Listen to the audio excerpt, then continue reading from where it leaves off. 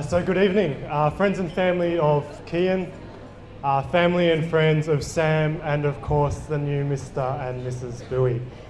My name is Jonathan, or Jono for short, and I'm here to say a few words as the best man this evening.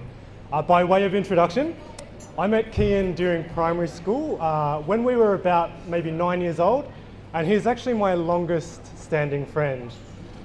We went to the same high school and really became close towards the end of high school when Kien started going and attending the same church as I in Sydney.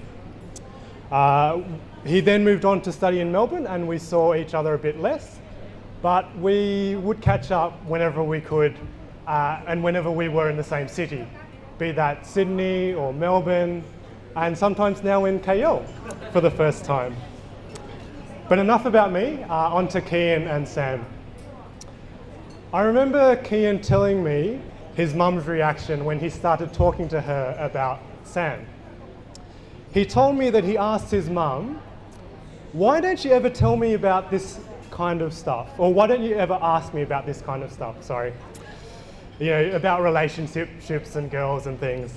To which his mum replied, "You'll tell me when something happens." And I think, as only mums can, Mrs. Bowie quite nicely summed up something about Kien.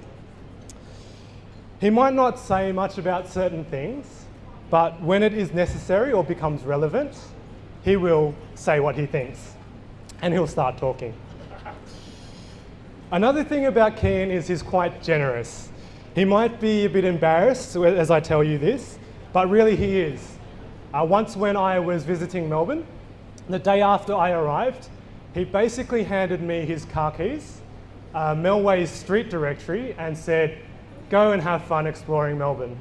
No conditions, no caveats, just his car keys and free reign of his car.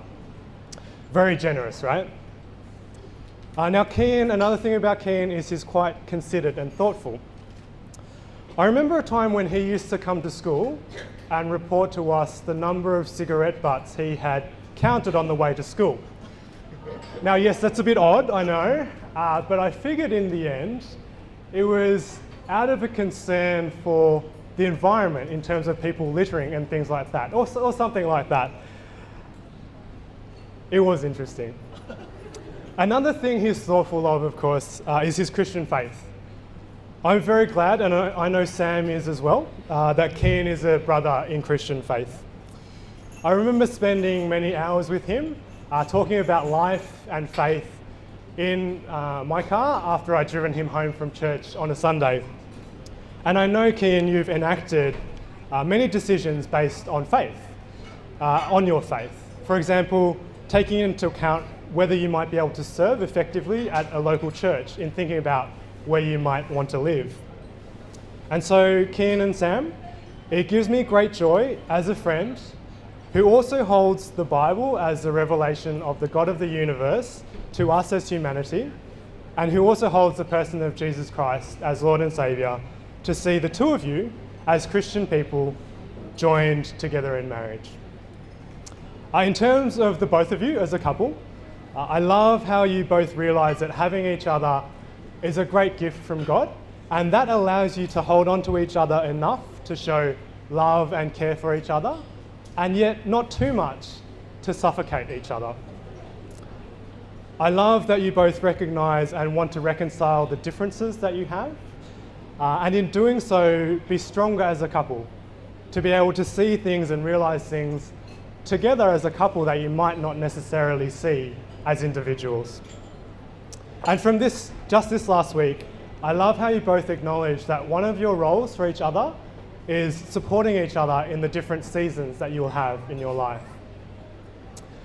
Finally, some words about Sam before a toast.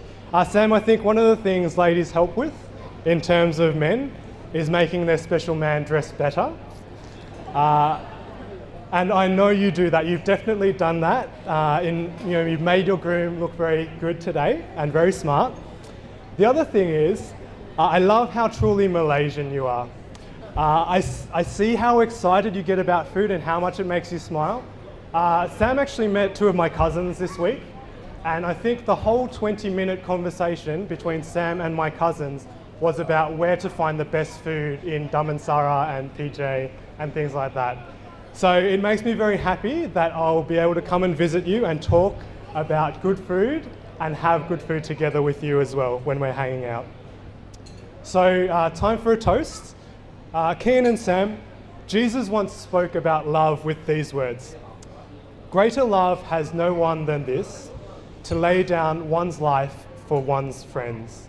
So in your marriage, may you both grow more and more in laying down your lives for each other, in considering the other before yourself. And as you do this, may God indeed grow this greater love in your relationship. So can I ask you all to charge your glasses, and I will propose a toast to Kien and Sam and their greater love.